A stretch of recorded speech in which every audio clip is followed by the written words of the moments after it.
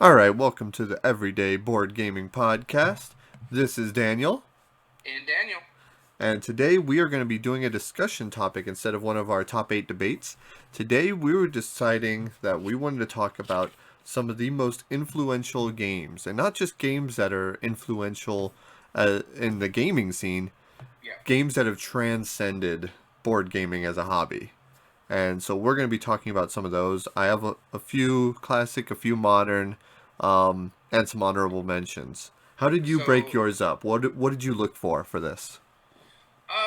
it's simple, just stuff that you are having an influence outside of gaming, I guess you could say. So, you have games that transcend gaming. You have games that are shown in TVs and movies and stuff like that, and other things that have a connection to, I guess, I don't want to give it away, but stuff outside of gaming and made it uh, plausible, I guess you could say.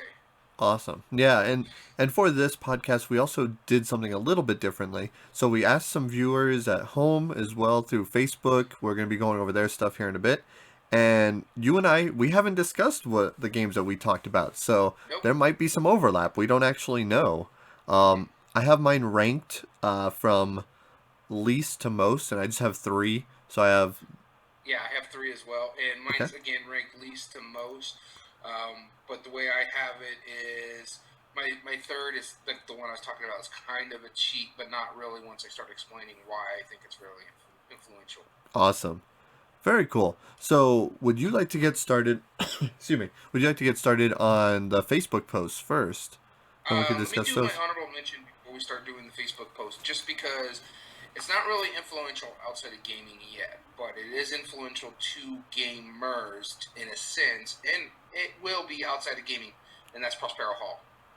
Oh, Prospero Hall. Wow. Okay. Because I'm thinking the reason why I'm saying that is because Prospero Hall has made it where you can go to a mass market store like a Target and a Walmart, and they have really good games there. And you look at something like Horrified or the Choose Your Own Adventure games, and you'd be like, just the layman can look at it and go, "Oh, that looks interesting because I remember those books." Or, "Hey, I know the Universal monsters. Maybe this game could be fun." Instead of like when you used to go to mass market stores and be like, "What the heck is that?" Yeah, that's right. I mean, it used to be back in the day, up until like what, 5 years ago, maybe 10. Or some, Like yeah, if you something like went that. to an game with an intellectual property, it was probably garbage. Yeah, Now, I guess on to add on to that, we should talk about like Corey Kinezka and Fantasy Flight.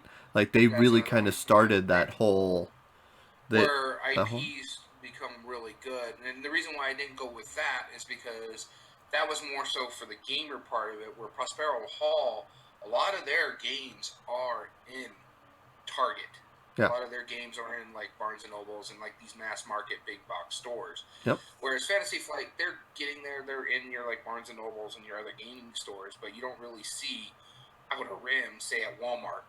That's But true. you can find Horrified at Target. That's true. Yeah. It.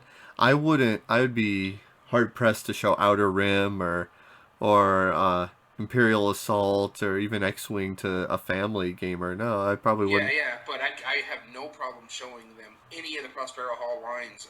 The Jaws game, I think, does a really good job of the hidden player mechanic, where one Hmm. player is playing on their own little game board, a la Fury of Dracula, really well, really easy for the non-gamer to get into. Horrified is just a much simpler version, I guess you can say, of Pandemic, where you do some stuff, bad things happen, and then it goes to the next person. You do some stuff, bad things happen, you go to the next person. Right. Yeah. It's So very I, easy to pick up.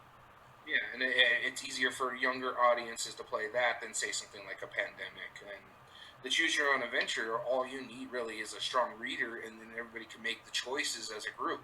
Yeah. Yeah, that's true. In So fact, yep, there it is. That white box right there. Is yeah, I what got you. mine sitting right here on the table.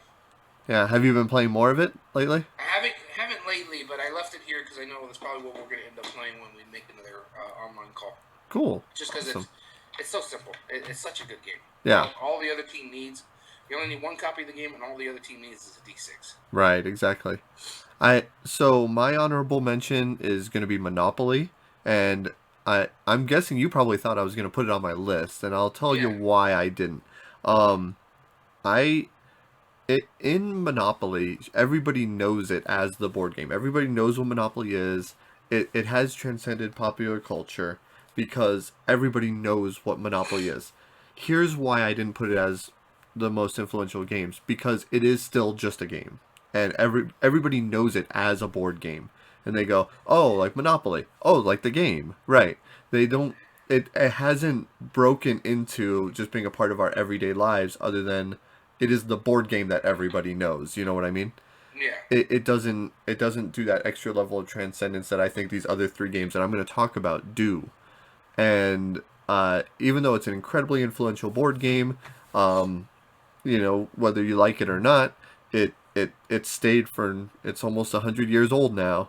So I mean, the fact Yeah, that what? it's No, I think it is 100 years old, because wasn't like the first one by the lady published like in the 1918 or like a. it might have been, yeah. Yeah, I know it was near the 20s. Like Yeah. Lizzie McGee put it around that time, so it's Yeah, so. probably, if it's not The 100 years yet, Monopoly it's that we close. know is until the 20s, but Right. the original Landlord version game. of it, Right. yeah. Yeah, exactly. So it's an important game, and it's really done a lot of things for it, but when we get into our list, you'll see exactly why we think that, or why I think these other three have Are more transcended important. and more important than that. Where really Monopoly, everybody knows it's a board game. Yeah. So, all right. With that being said, let's talk about some of the Facebook posts that we got from some of the viewers. I'll go ahead and start with the first one. Let's see here. Jumped away there. Sorry about that.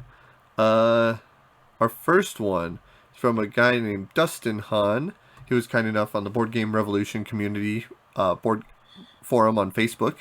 He brought up Hasbro games, and he said, as a whole, Hasbro games would be the best examples of that in my opinion. They're classics that people know growing up, whether you were born in the 50s or the 2000s. It's likely connected to most people's first time playing board games and even has of options.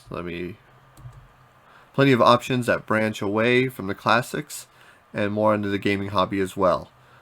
He went on to more about you rarely see pop culture until recently, or even references talk about board games outside of the Hasbro sphere. And he has a really good point.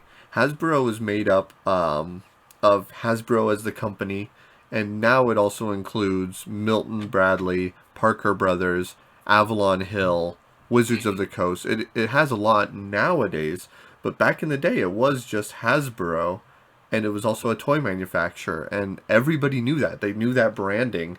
Like when you heard the term Hasbro, you're like, oh, like the games. Same with like Milton Bradley and Parker Brothers. What are your thoughts on this one? I don't disagree with it. Like you said, because they own Parker Brothers now. I would have put like in the past the most influential would probably be Parker Brothers just because of Monopoly, but or Milton Bradley for that. Back in the day, those were the three gaming cores right there. Yeah. Hasbro though, I think had a better business model because they they were a toy company that had board games Right. rather than Parker Brothers and Milton Bradley were just all about the board games that they put out. But yeah, Hasbro had a lot of IPs. They had a lot of games out there, especially now. They're still kind of influential. There's a reason why you can't get Dark Side Rising in the States because they own the rights to the board gaming for Star Wars. So it's a very good choice, and I agree. I don't disagree with this pick at all. Yeah, I agree. Like when I think of Hasbro, myself, I think Avalon Hill. But that really was a board game company that Yeah. made like miniature skirmish games, or not miniatures. It had the little cardboard cutouts, but it was a war tactical games, and then that became like their brand of board games is now Avalon Hill. So I think Risk Legacy, Betrayal House on the Hill, all of those are under the Avalon Hill license. Patrol the House on the Hill is now owned by WizKids, I believe. Not WizKids, but Avalon Hill. Let me see here. I No, no, might. no. The newer copies are WizKids.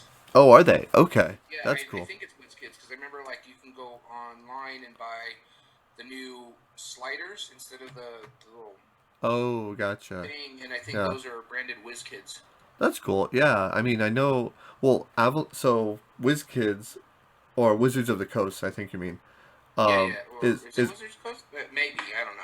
Yeah, Wizards of the Coast, the makers of Magic: The Gathering as well, amongst other things, Well, are there's another thing right there. right. Exactly. Those are owned by Avalon Hill, which Avalon Hill is And is the own the big thing we have to is owned say about by Hasbro is Hasbro. Hasbro was the original Asmodee, where they just bought everything up, Yeah, that's true. If it was board games, it was. I know Avalon or Hill. toys for that matter. Really, I mean that's true. Yeah, the toys that made us, the wonderful Hmm. documentary on Netflix. Yeah, that's right. Hasbro really was kind of the behemoth then.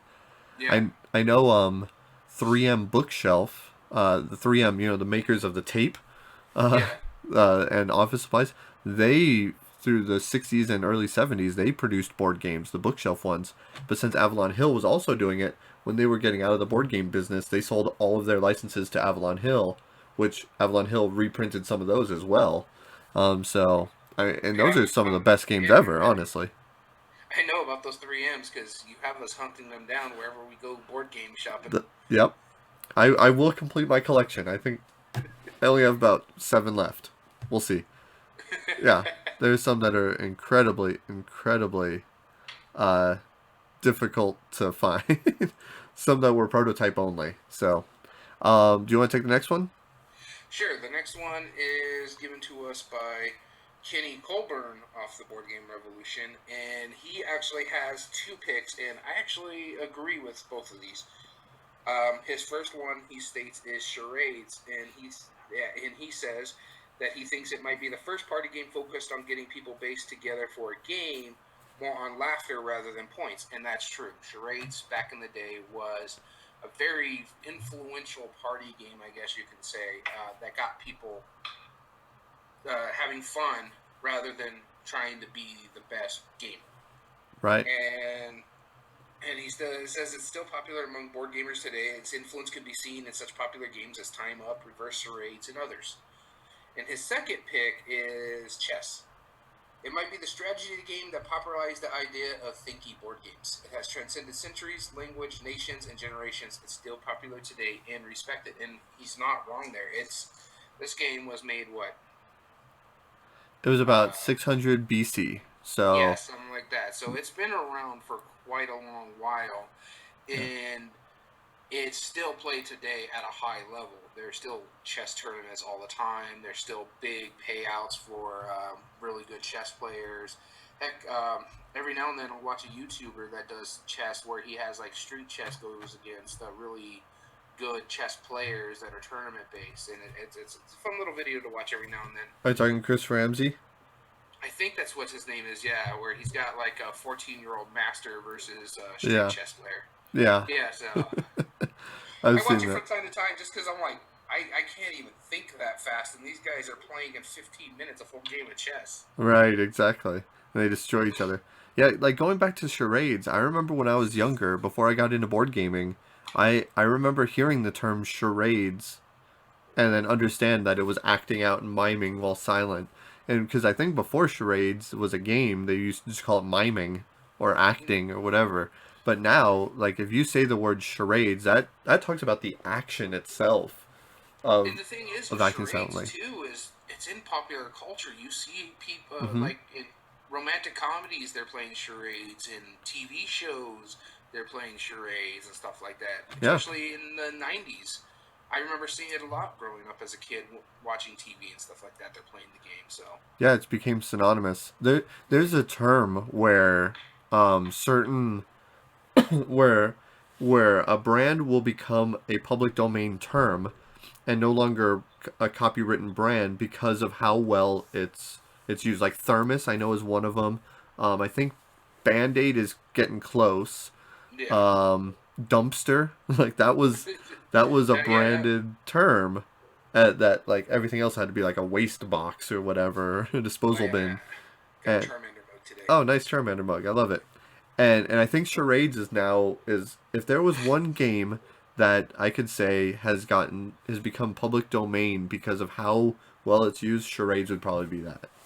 Yeah, I don't disagree with that at all. Just because it's so, like, you see it all the time. So Mm-hmm. it's everywhere, especially, like I said, in the late or early '90s stuff, like the TV shows and the movies and stuff like that. Yeah. And now going into history a little bit, chess. I do agree with him on that as well. It's the it was the first oldest strategy game with a couple exceptions, which I'll go into later. Like Go, Go is significantly older than chess.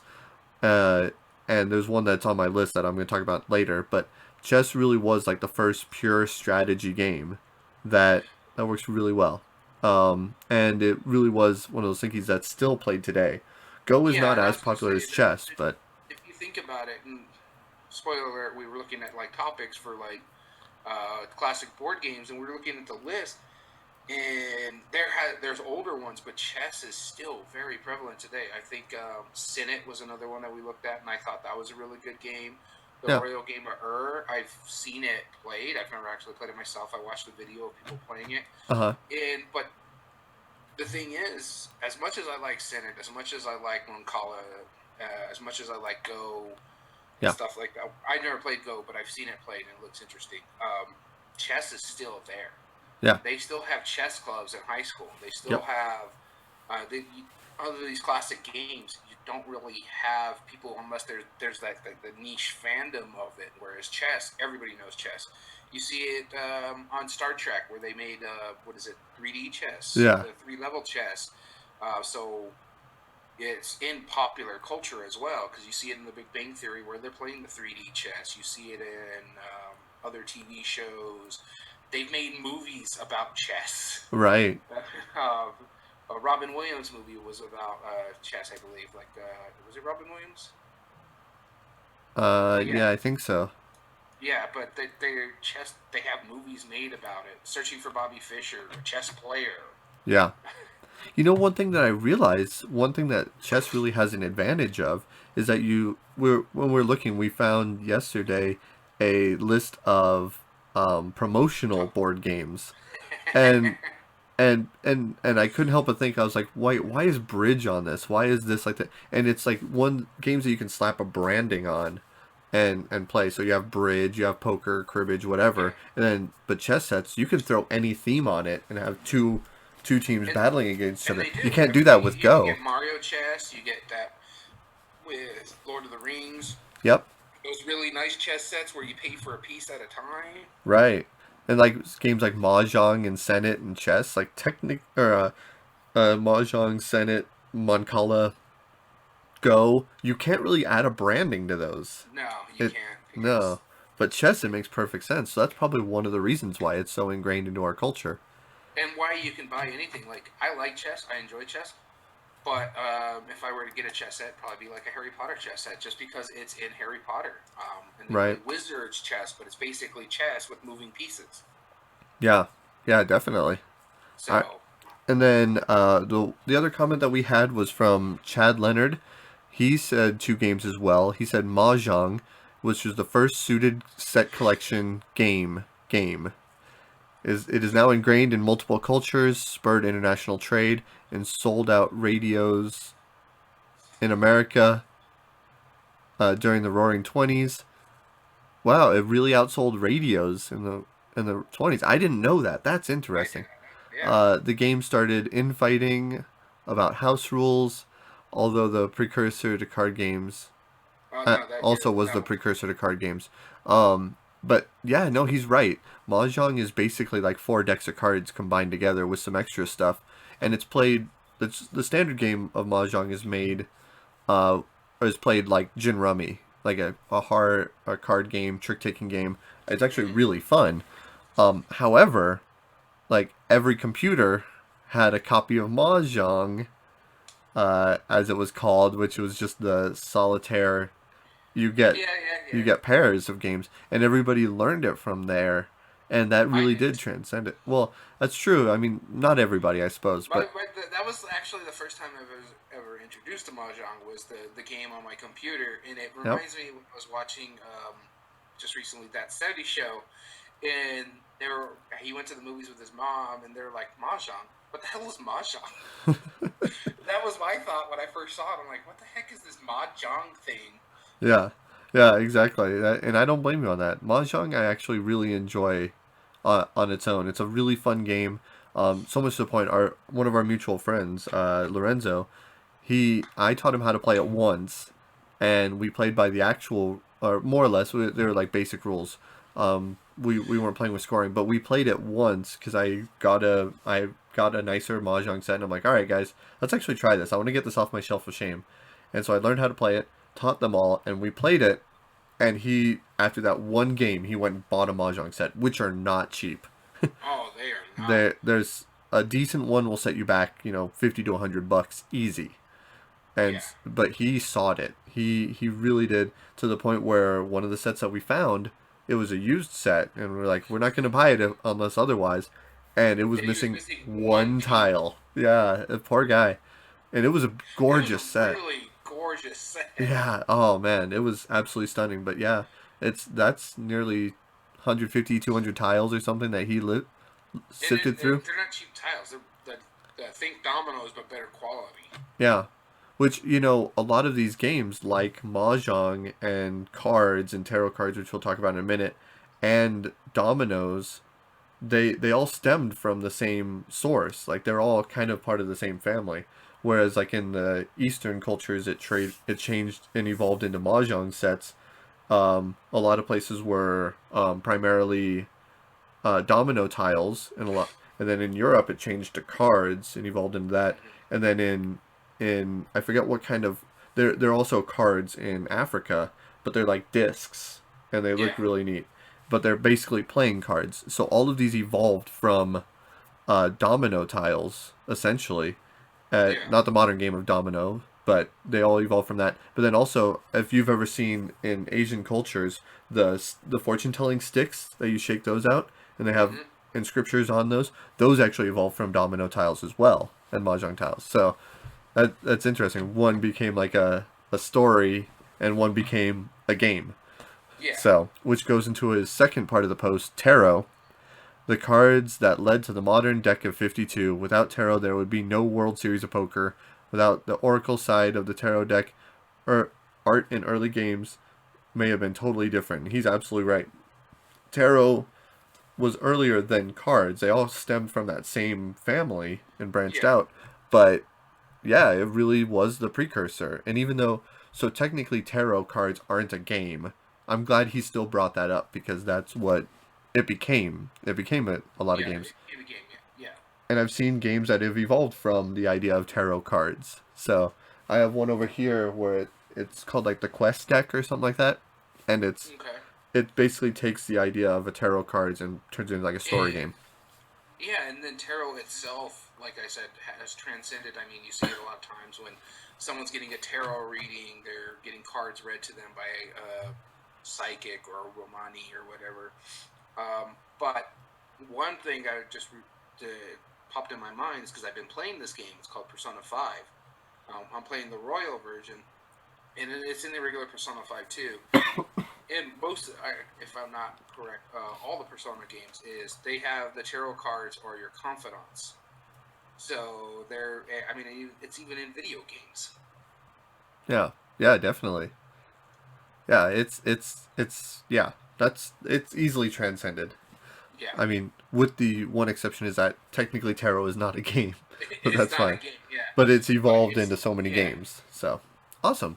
and then of course tarot-sized cards are just amazing in games. That's true. Actually, shuffle them with these fat hands. The games like Seven Wonders, those have tarot-sized cards, and There's another one. oh Where wait, do they?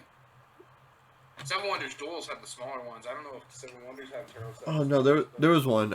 Dixit I know is tarot-sized, Yeah, if not bigger. Dixit, Mysterium, Obscurio, all their cards are tarot size. Yeah, yeah. So that's an awesome topic to think about too, is how the size of the cards have changed just because of tarot. Yeah. But it's just intriguing, yeah, because you could actually say, "Oh, do you want to sell tarot-sized cards?" Yeah, sure. So, yeah, did you want to get started on our list, our top 3 of most influential games? Yes, and a lot of people are going to say that I say this game a lot, but I picked Gloomhaven as an influential game outside of gaming. but not in the sense for gamers per se. And you can throw Kingdom Death Monster or something like in this. Why I'm saying these are influential is because of what they've done for Kickstarter. Okay. These games have made where it shows. I mean, you've seen it with some like Simon games and stuff like that. But Gloomhaven Sure. and Kingdom Death Monsters are the ones that threw everything in the box and say, "Here's the game. Okay. Get everything. There's no goals. There's none of this. You just get everything in the kitchen sink in this box, and we go." And I think Gloomhaven and Kingdom Death Monsters really did that, or Kingdom Death Monster, whichever one you want to do, did that really well and showed that Kickstarter could be a force for gamers to basically pre-order, I guess you could say. But it also shows for like Gloomhaven, it's a one-man band. He creates the game. He has some guest host. He does all the production, all the artwork. It's all him. It's Silver Fair Games. Just that's it. Him and his wife. They're the ones that run it. And Gloomhaven shows that these smaller companies can use Kickstarter very smartly and make a gangbusters amount of money. Right. And it shows that Kickstarter is a good place for these smaller companies, as well if they're fighting with bigger companies. Yeah, now. But I think Gloomhaven and Simon and Kingdom Death Monster showed a lot of board gaming companies that Kickstarter is a reliable source of income to help them get their board games out there. And that's why I chose Gloomhaven, because it's one I've actually played. But Kingdom Death Monster is like top 3 of all time or something like that of funding. So, and Gloomhaven's right up there, and Frosthaven, their expansion or their second game in the Gloomhaven lore is just, last time I checked, it was at $7 million. Yeah, I just checked it right now while you were talking, without you even saying anything, last night I was actually researching the most funded board games on Kickstarter, and so Kingdom Death Monster had, I think, $12.3 million. Yeah. Second was Exploding Kittens, which was like 8 million some, and because Gloomhaven was like number 8 on the list or something to that effect. Yeah, their first edition wasn't. Their second printing 4 million, right? Yeah. But now it's 7.5 million, and it still has half a month to go. And the thing is, your biggest with Kickstarter, if you do it a lot, notice the trend is the first 2 days tend to be some of the best days for pledges, and the last 2 days because of the FOMO, fear of missing out on it. Yeah. And so I think it could easily reach 10 million once it gets to the last 2-3 days before it funds. Right, exactly. I remember... Especially with a lot of people getting their income tax and or stimulus checks coming in. That's true. That's very true. Yeah, they have a good chance of backing it. I know I was telling my wife about it. I was like, wow, look how impressive this Kickstarter is going right now. And she was like, no, you can't back it. I'm like, no, it wasn't my intention. I have Gloomhaven. I don't play it enough. But no, she was like, no, why are you telling me this? I'm like, no, because I want to show you what it's talking about. Because I find that really fascinating, you know? Yeah, and it's impressive on what it's planning on doing. And like I said, Gloomhaven, Kingdom Death Monster, Seabond Games, whichever one you want to do, has shown that Kickstarter is a good, reliable place to put your games and help you get funded. Because not only are you funding the game, like, say, a Frosthaven, a Gloomhaven, a Kingdom Death Monster, or in Seamon's cases, which is the one that just hit Onk.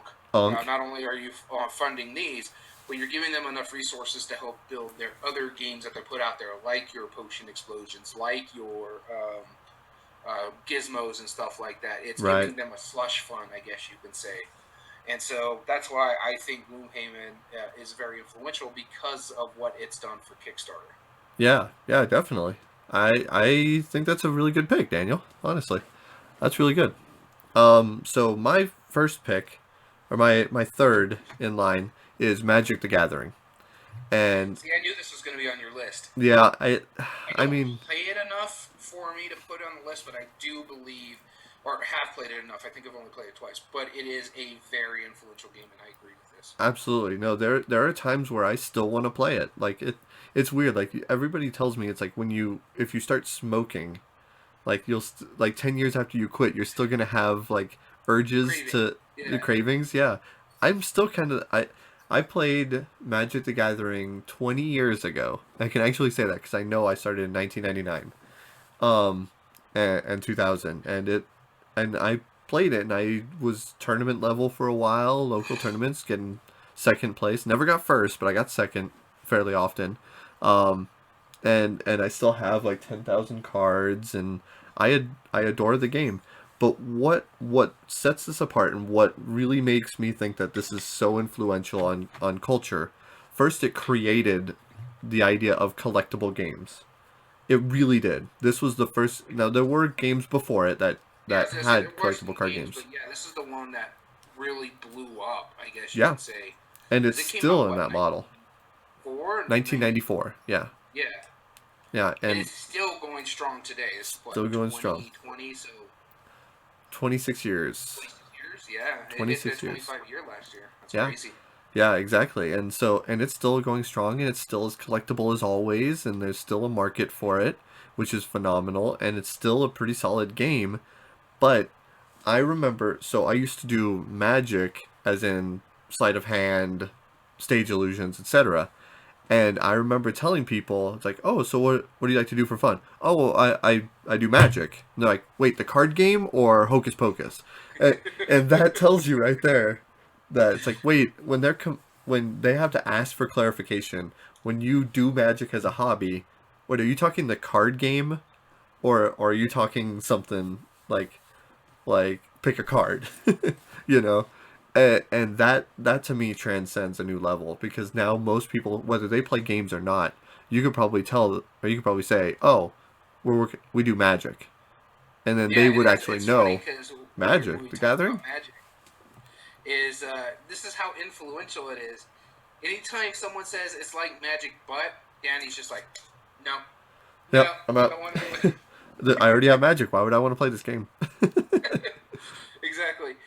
But I don't disagree, and you can look at it that it's got its fingerprints in the Pokemon card game, in the Mm-hmm. Yu-Gi-Oh card game, in the Star Wars collectible card game. Hell, even Fantasy Flight LCGs owe their life to Magic the Gathering. When you got Yeah. Arkham Horror LCG, you got the Marvel Champions, I think it's what it's called, which is the LCG, the Lord of the Rings LCG. All this is because of Magic. Magic showed a collectible card game is viable if you know what you're doing and put a smart plan. There's a reason why it's still alive, where a lot of these other collectible card games are gone. The X-Men one, the Star Wars one, The Looney Tunes one. there was one just recently. I remember, like Cujo or Kajado or Oh, Kaijudo. Yeah. Kaijudo, yeah. That were like they went all in on the first wave of it, and then it just died. You're like, what happened to that Yeah. game? I never played it, but I just remember the marketing for it. Mm-hmm. They were having game stores push it. The one we go to often, the one that you teach games at, they were pushing it too, just because the way they were trying to market it, and it didn't take off. But you still have people that play Magic the Gathering on a constant basis. Right. Yeah. Exactly. That was a huge thing. My only thing is, with Magic the Gathering, it's got its good where it transcends, but it's also got its bad. That's where you get a lot of the toxic gaming tropes coming from, and a lot of it has to do with Magic the Gathering. Yeah. Well, I mean, I don't think yes, part of it comes from the culture, but also part of it is from just the competitive nature of it. And the same as with chess. I mean, if you get into a really in-depth chess community and you play chess against a grandmaster, well, you're gonna lose, and they're gonna tell you, they're like, no, the only way you can learn is to learn by trial, Yes, and that's but not see, true. at least with like chess and stuff like that, yeah, you're gonna have some horrible people, but they're willing to say, hey, you're gonna lose, but this is where you need to learn and where you need to work. Where Magic is, no, some of the most toxic, hardcore gamers that if you're not part of the Magic group, they're not happy if you're trying to come in. Right, exactly. Yep. And they're not, because they want all the good cards too for themselves. It's kind of greedy, but it's there's always exceptions to the rules. We So heard from, because I've gotten really friendly with the staff of where you work. I don't know if you want to mention it, but yeah, Zia Comics. Zia Comics here in our location. I don't want to mention right now.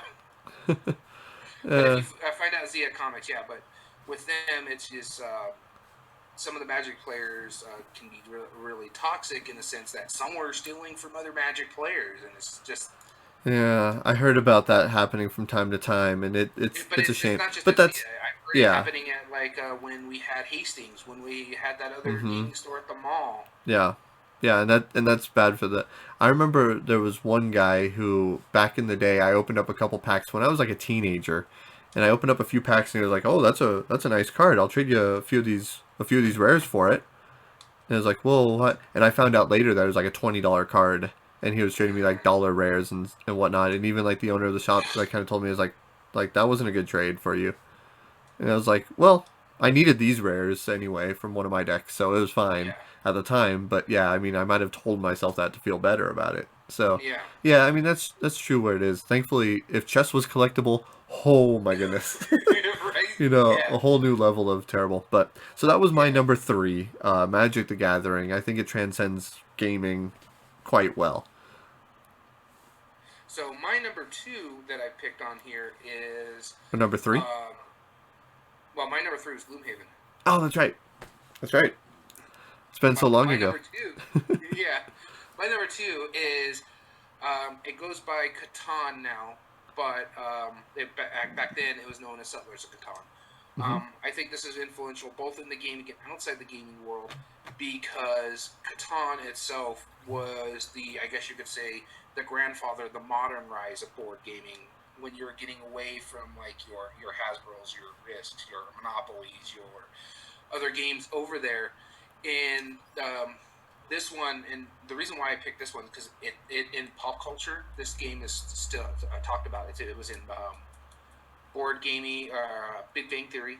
There was an article about 5 years ago about Hmm. how the Green Bay Packers offensive line would get together and play Catan, and it would get almost violent because no one wanted to trade sheep for wood. Oh, that's And awesome. it made me giggle because it's like these are professional players and they get together to play board gaming, and especially for the modern board gaming world, to get that kind of press in the news, especially back then. This was carried like by NBC and CBS and stuff like that. People talking about Real Sports did a whole freaking 15-minute segment on it. The HBO 60-minute sports chat Right. show. They did a whole 15-minute panel on it about how these guys get together and play Catan, and it's like, and then you got like wood for sheep. You hear it every so often. And when I was watching it, and people were saying wood for sheep or something like that on TV, I had nothing to clue about it. Then I play Catan. I'm like, hey, I get that reference now. And that's Right. when I had the Captain America moment in the Avengers, where he's like, I know that reference. I know what it means now. Right. Like I've heard it. I know what it is. Yeah, And, that's and and like I said, it's basically the modern Monopoly. It's what everybody knows now. Everybody knows Monopoly. Everybody knows Catan, just because it's in the pop culture. People talk about it. right. Did you know that Heck, Catan they and were Magic planning the to make a Gathering? movie. Say Yeah, what? Catan and Magic the Gathering are the same age. Really? Yeah, they're both 94. 94 was a big year. 94 was a big year. Yeah, exactly. No, you have a good point. That was the first and it's become it went in Germany before it came to the United States, but when it came to the United States, I think it had a slow build because definitely everybody heard Magic the Gathering, and not until recently have people heard of Catan comparatively, of course. Now we live in a bubble, so we don't really know, but Yeah. yeah, Catan is now the third highest selling board game of all time, not including stuff like chess because there's no way to track that. Yeah, because But yeah, it's third highest selling board or most selling board game in the world, and it's a $50 game. so Monopoly's probably number one. Monopoly's number one. Risk number two? Nope. Hmm. No, Scrabble is number two. Yeah, okay, that was gonna be one of my one of the word games. I just didn't think of what it was, Yep, but yep. It was Scrabble. Yeah, you would think like Life or something, but yeah, yeah. Scrabble is number two. Catan is now number three. Well, not How? surprising. Yeah, I Yeah, mean, I'm not a huge fan of Catan. I'll play it. I actually want to try like the Star Trek Catan because the powers in there. yeah. And I just enjoy sci-fi and Star Trek in general. But um, I just think Catan is a very influential game because of what it's done and the fact that it's transcended gaming and made it into pop culture. I mean, even in the sports world, it was talked about. Right. And then even going back into like pop culture games, like I own Game of Thrones Catan. I still Yeah. haven't played it yet, but like I know like part of it is you have a wall that you're helping maintain against the wildlings, you know. So it's like how Well, and cool then, is like that? I said, you have Star Trek Catan. There's Mm-hmm. a branding there that was another thing I forgot to mention on my honorable mentions is tabletop. It was played on tabletop Yep. and Star Trek Catan where they were using the powers, and that's what made me want to get into playing that one because it just looks so much fun compared to regular Catan. Yeah, definitely. I couldn't agree more. All right. Yeah, my number two is checkers or droughts, as it's also called, in most places. Drafts. Drafts. Yeah, I guess it would be drafts.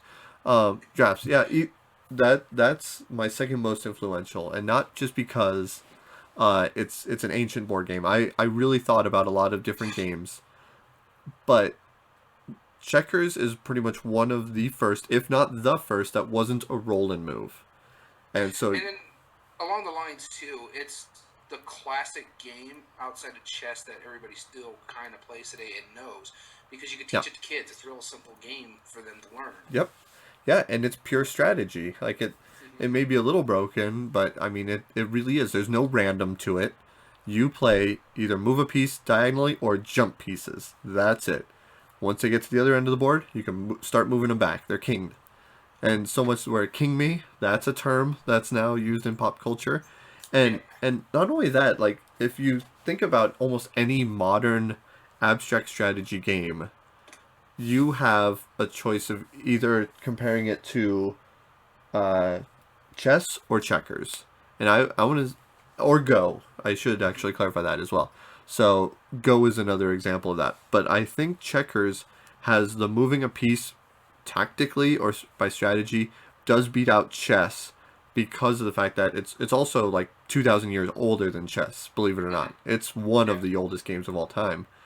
And everybody knows checkers, everybody knows how to play it, or at least the basic concept. Heck, you can go to Cracker Barrel and they have that big giant chess set for you to play while you're waiting to go get food. Yeah, exactly. You could buy the giant checkers boards, like big checkers. Checkers were used in pieces on other games. Almost any strategy game where you're moving pieces has an influence from that, Yeah. and not just moving pieces after you've rolled dice and moved them. Heck, and we just mentioned it, chess uses the same size board basically. Yep. They just changed the color palette, really. Yeah. Well, they kept the color palette. It doesn't matter. Well, most checkers nowadays is red and black, whereas Oh, that's true. or chess is black and white. That's true. That's true. Yeah, but I mean, light and dark. It can be played vice versa. When you buy like the classic packs, you get chess and checkers. Ooh, good deal. You know, like, Yeah, they only had because to you can print use one the board same that board. way. Yeah. Yeah, exactly. But no, I think checkers is my pick as far as the classic games go. That has transcended everything. Everybody knows checkers, and you probably could pick it up by just watching it alone. So. So I had another game picked out for my number one. Mm-hmm. I have it written down, but I'm actually going to change that right now because I actually it just popped in my head all of a sudden. This one I think is more influential, but I do want to mention the one I had written down is Sure. Dominoes. Dominoes. Yeah, I may not look it, but I come from Hispanic culture. My father is Mexican, so I just remember them playing Bones growing up. Yeah. And Dominoes was a big thing, but that's actually not my number one anymore. But I think Dominoes needs to be mentioned because especially when you come from a Hispanic background like I do, Dominoes is huge in the Latin Mm-hmm. community. Huge, and there's different variations. You got Mexican Train. You have there's a couple others I can't think off the top of my head just because I remember the Train one because that's what my dad played all the time when he played it. So, Yeah, definitely. but the one I'm actually going with here that I curveball is Dungeons and Dragons. Okay. And the reason why it just popped in my head when we were talking about Gloomhaven, I'm like, no, this needs to be mentioned because of the influence that it came in. It came out, what, in the 70s, I want to say? Yep. Um, And from the 70s on, you still know Dungeons and Dragons. It's in pop culture like you wouldn't believe, and as was Domino's as well. But you have shows like Stranger Things where they're playing Dungeons and Dragons, and all their bad Mm-hmm. things that are going on in the show are named after Dungeons and Dragons monsters. You have, I guess you could say, a really hot celebrity who plays Dungeons and Dragons and is really making it famous, in Joe Montilla, whatever his last name is. Yeah. I know a lot of people like the way he looks, and he is not a bad looking guy, and he has his whole basement for Dungeons and Dragons, and he puts it out there. You have, I keep mentioning this show just because we were just recently watching it, Big Bang Theory. They play Dungeons and Dragons a lot, but it's not just Big Bang Theory. You just can go through a plethora of popular culture, and Dungeons and Dragons is in there, and they're playing games. And why I think it's funny is that in the late 70s or mid 70s to like the mid 80s, churches were against Yeah. Dungeons and Dragons, Yep. were demonic. It's like when you got the church going against you, it transcends board Yeah. gaming or tabletop gaming in this case. And a lot of board gaming has to take their influence from Dungeons and Dragons. They made that fantasy lore viable. Really, you had your Dark Towers and stuff like that, but I think those came after Dungeons and Dragons. Absolutely. If I remember correctly. Yep. Hero Quest and stuff like that. And it's because they made it viable. Now people are like, "Oh my God, I'm getting tired of that generic fantasy. Because I'm tired of that Dungeons and Dragons skinning of it," and it's because they showed how viable it was. So through the 80s and the 90s and the early 2000s, especially in the explosion of the modern board gaming community, fantasy blew up. You had your role players, you had your Lords of Waterdeep, you had your other board games that are based off Dungeons and Dragons. But Right. you also had cartoons based off Dungeons and Dragons. You've had movies based off Dungeons and Dragons. They're not great, but Yeah. But the like video licensed games, ones. They a lot of video games that you play nowadays are because of Dungeons and Dragons. The fantasy, generic lore, your Diablos, your Yep. what is that one? It's like a point and click game. I can't think of it. Dragon's Den or something like that. It's a really Oh, old yeah. game. Yeah, so you have that thanks to Dungeons and Dragons. So to me, this is why I was like, Domino's, as important as it is for the classic games, when I thought Dungeons and Dragons, I was like, no, this has to be mentioned because it transcends gaming in general. Yep. Absolutely. Yeah. Everything, like if you see a die that is not a standard 6-sided die, then it's Dungeons and Dragons. That's what made it. Polyhedral dice. And not just that, it started the RPG world too. So Yeah. your cyberpunks, your Star Wars RPG, any tabletop RPG whatsoever owes their life to Dungeons and Dragons because Absolutely. it just got so popular. Yeah, definitely. You are absolutely, you hit the nail in the coffin with that. Absolutely. Because have you seen the new Disney movie or Pixar movie came out, Yes, Onward? Onward. I actually Yeah. bought it when it came out because I'm like, I really want to see it because, again, generic fantasy, Dungeons and Dragons is thanks to that, and they actually, the game in Onward that he plays is actually turning into a real RPG. Yeah, something of yore. Yeah. Or Yeah. the quest of yore. Yeah, that's so awesome. I finally got to see it the other day, and I haven't heard anything about it. Like I don't tend to actively seek promotional material about Pixar movies. When they're like, "Oh yeah, Onward, it's the newest Pixar movie," I'm like, "Okay, that's generic." And then I had Yeah. no idea what it was about, and then I watched the first like 5 minutes, and I see like the D&D brother who's like, "Oh yeah, it's the quest of yore. You don't understand. Staff of power." And I'm like, I'm listening. I'm like, is this really like? And then I was hooked. I like that movie a lot now. It was so good. I really enjoyed that movie, and it's funny because I was telling my wife it's very predictable, but that's again most kids' movies are. Sure. But it's like to me because I know gaming, it actually hit me in a better spot than some of their other Pixar movies. Don't get me wrong. Oh I'm a yeah. huge fan of Pixar movies, and when they say, "Hey, a Pixar movie's coming out," I'm gonna go watch it. Yep. Unfortunately, because what they had to do with Onward, they had to release it on Disney Plus or release it early to buy because of Yep. the coronavirus, everything that's been going on. So Right. we were like, okay, fine, I'll just buy it, check it out, and it was like I couldn't sleep. It was 11, 12 o'clock at night, and sometimes I get insomnia, so I'm like, I'll just put this on, and I just was like, oh my god, that was such a good movie. Yeah, it was fantastic. So I'm not gonna lie, my number one is Dungeons and Dragons as well. It really is. Everything you said was just spot on.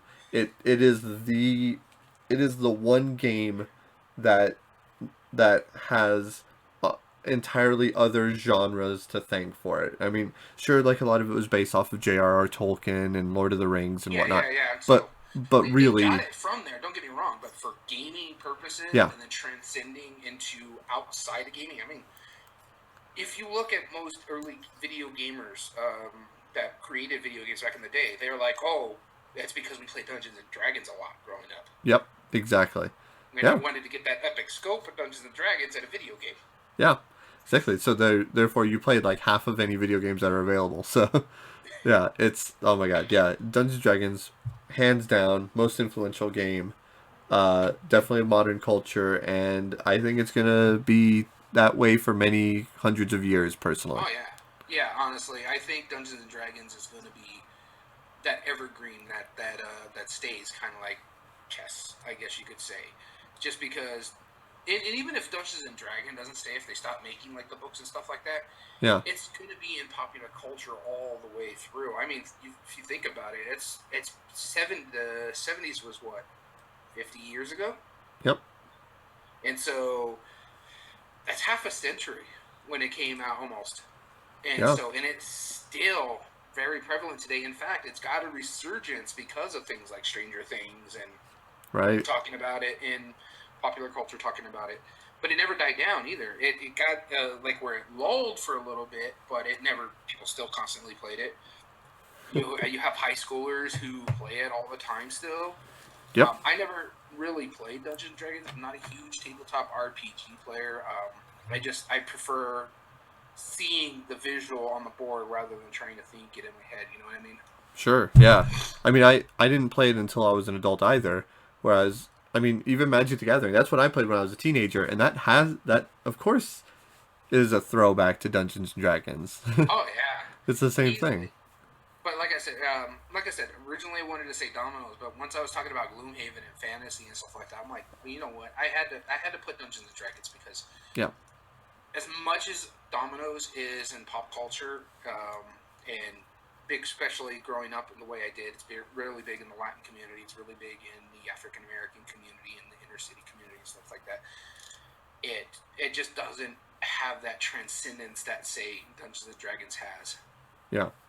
Definitely. Cool.